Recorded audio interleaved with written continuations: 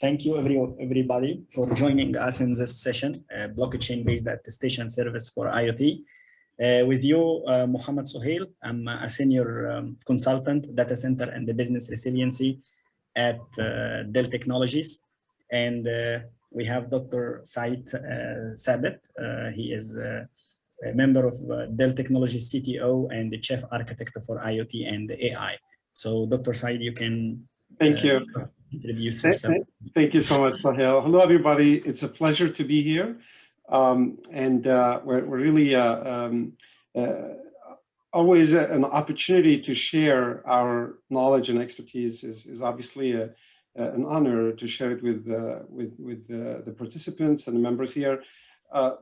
We've talked about IoT and security for quite some time. We've had talks at RSA conference, at the IoT conference, and each time there's always an aspect of it that's different. But today we're going to focus on these areas of a blockchain attestation for IoT devices. As you can imagine, as we go more and more into this world of IoT and edge, bringing IT and OT together in some ways, there are a lot of challenges. There's also an opportunity for a lot of innovation with emerging technologies. I'll talk a little bit about that.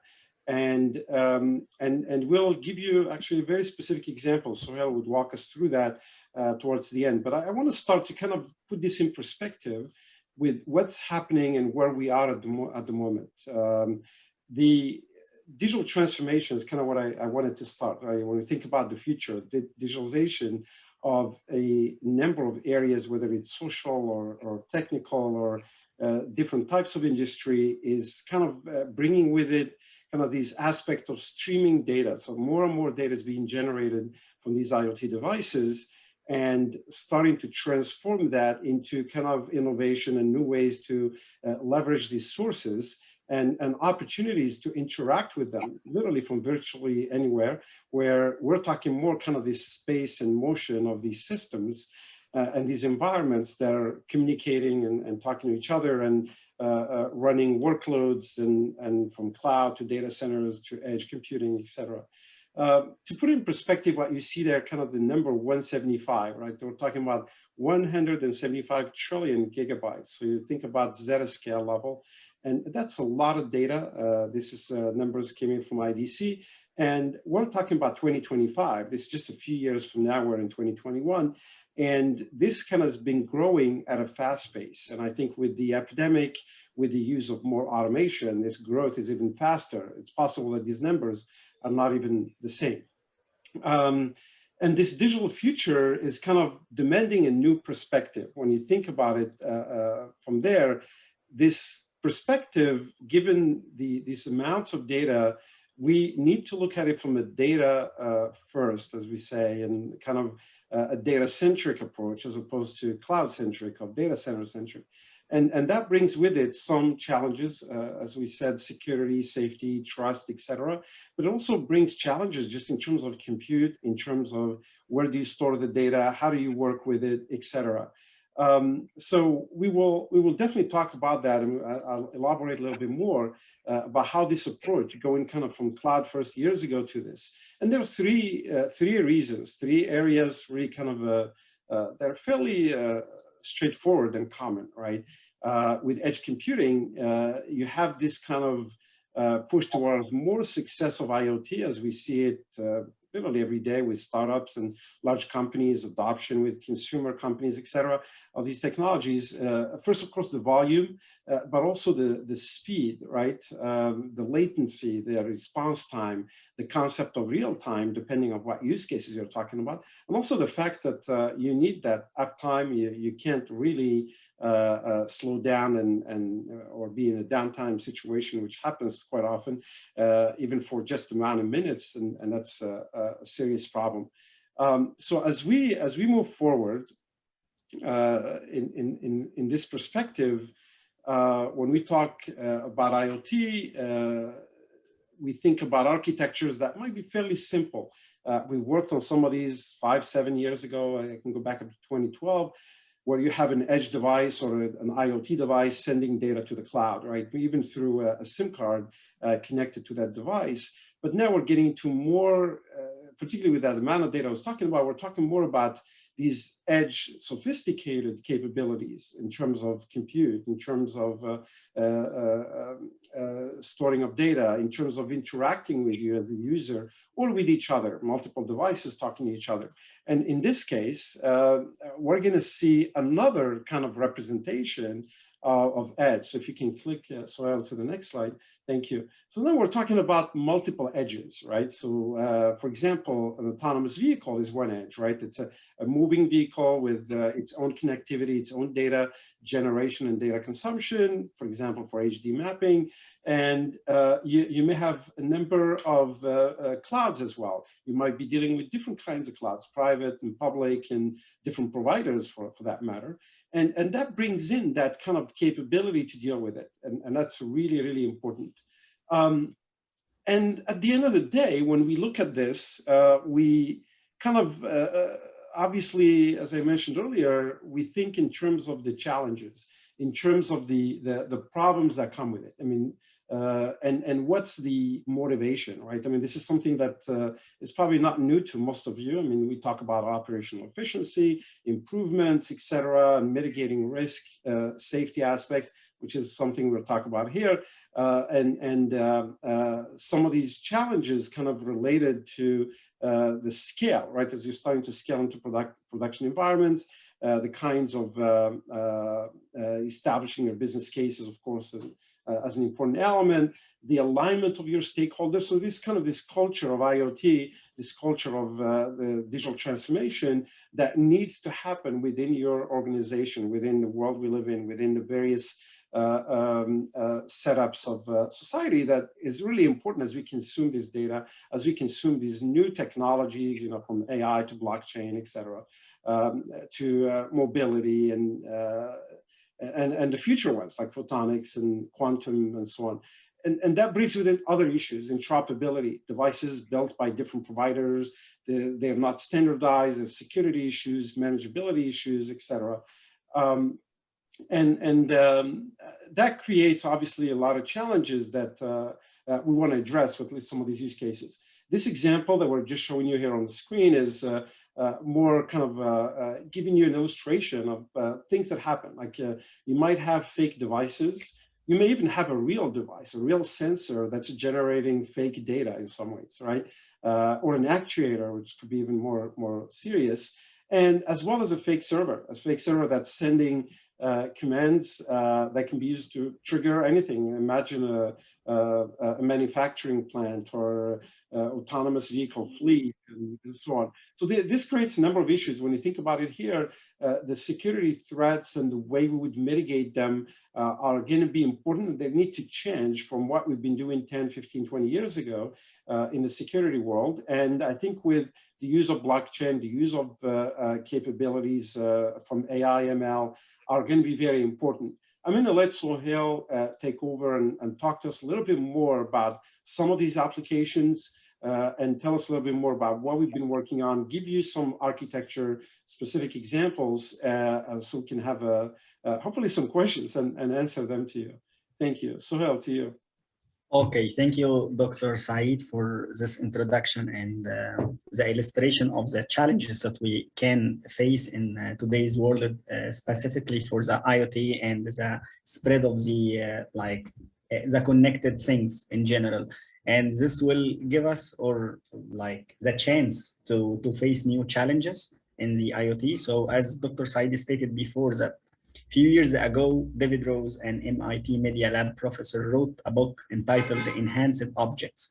He has been working for decades on connected devices and objects and ways to interface them with their users as humans. So the Internet of Things started at a time, it's spread its wings around the globe as a new technology. And having a new technology will come with its challenges, as Dr. Saeed said, and blockchain is one of the main technologies that can play a vital role in solving these problems and the challenges with the idea of protecting the IoT devices.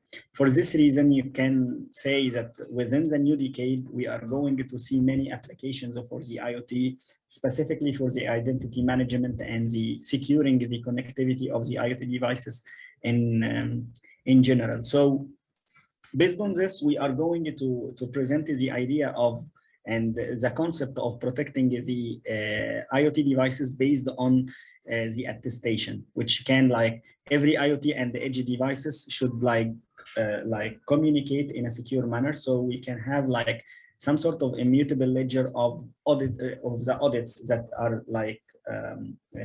being generated from every IoT device. Also, this will guarantee for us a secure boot from firmware injections in a trusted manner. So in case of firmware upgrade for any IoT devices, it might be injected with a fake firmware that can expose your IoT device to a danger, and also can alter the functionalities of the IoT device. So we need to have a way to protect such devices from these new threats. Regarding the current architecture, as you see that any IoT device that it is being manufactured, it must have some sort of manual onboarding and the enrollment process to be connected to the ecosystem, if it is machine-to-machine communication or even in your smart home. So we have some sort of manual onboarding process, and this can include the manual key generation the certificates to permit the IoT device to send and receive information from the network. The second thing is the manual simple certificate enrollment protocol, where the certification with no attestation, which can be a reason for spoofing the authenticity of a device by any malicious software. So this will give us lack of scalability, lack of multiple signers, insecure firmware origin and the destination, plus the insecure firmware update with no guarantee that it is authentic. So we need to have a way to protect such processes from the manufacturing of the device, protecting the firmware.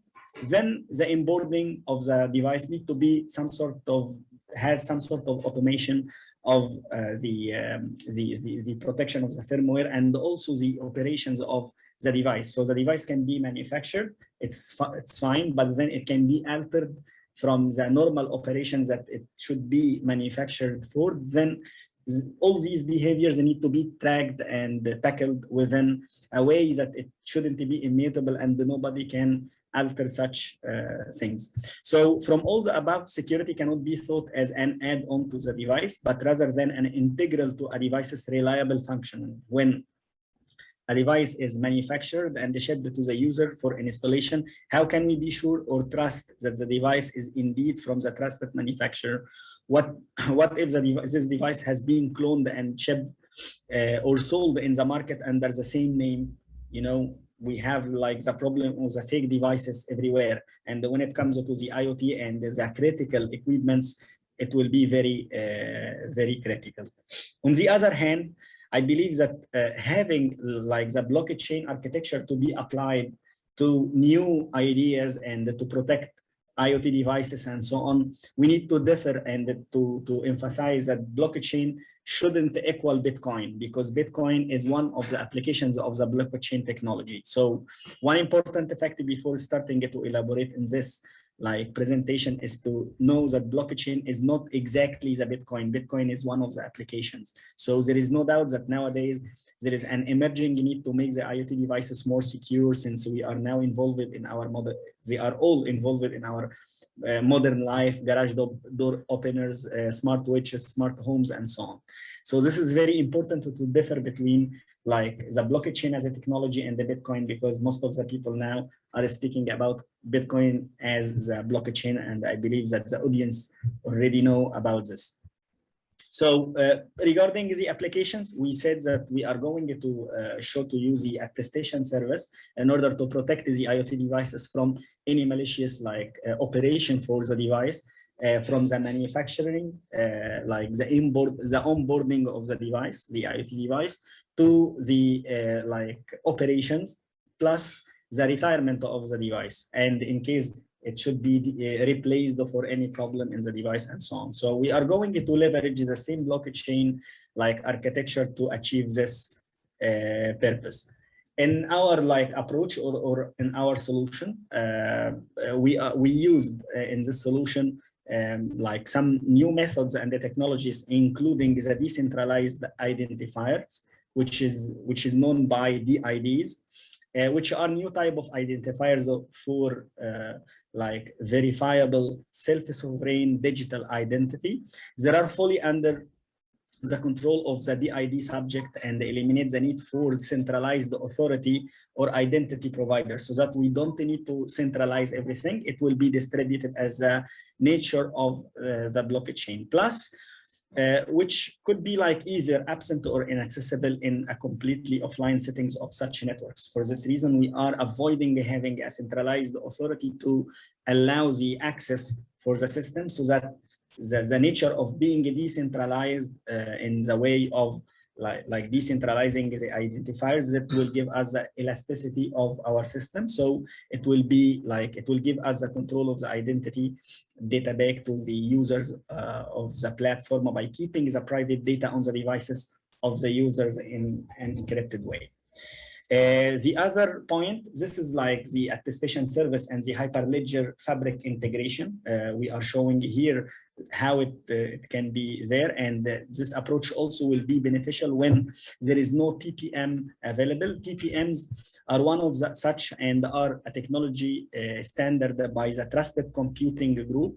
It has been used in many areas, but with mixed adoption, since whereas virtually all the cloud servers and many laptops and the mobile phones have these ones, they are almost embedded within the hardware that you buy, and also with the wireless sensor networks or the IoT devices in general.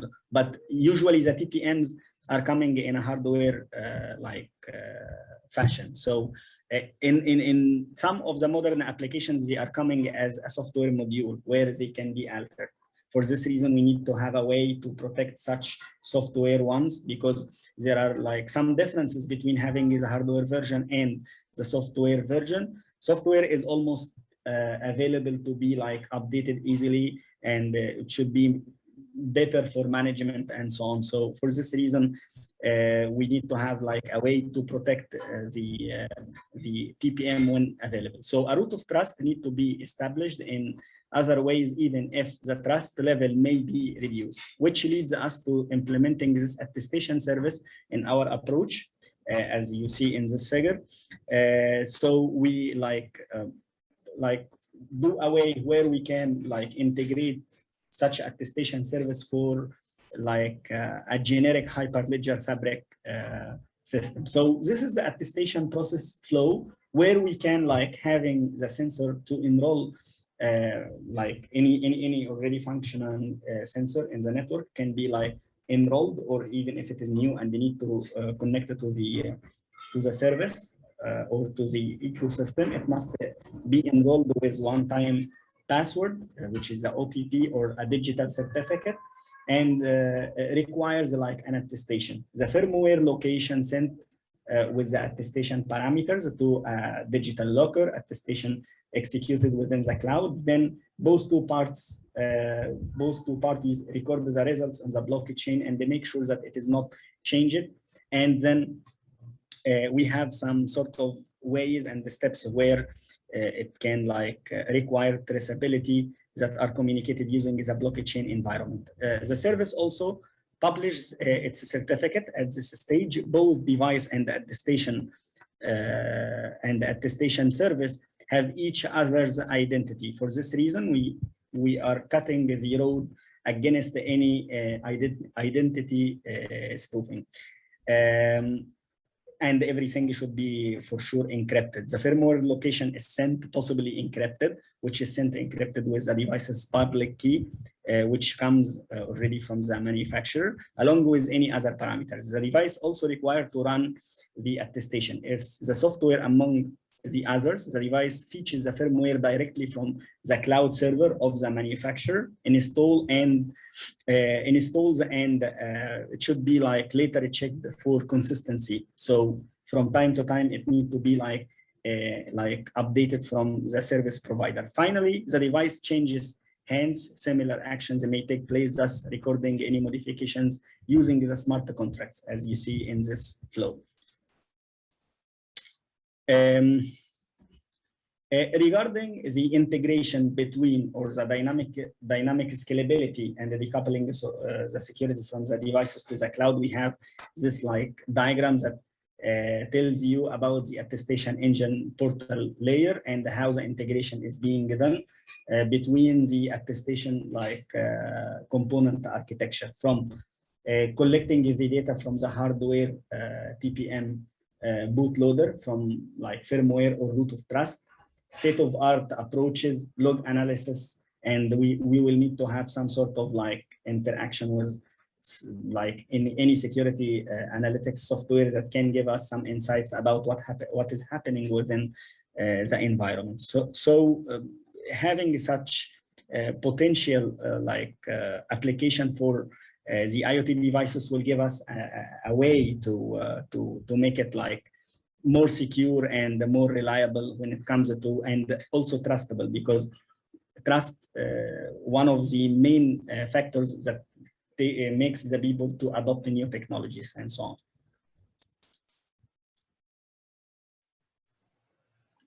So sadly, sorry, but we reached the end of the time. Yeah.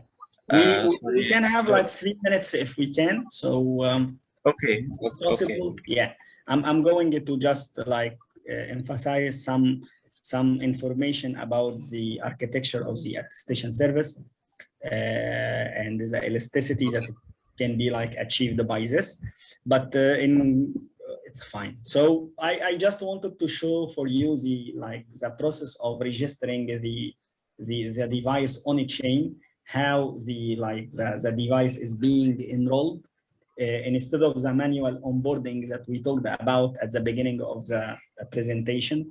Here is the automatic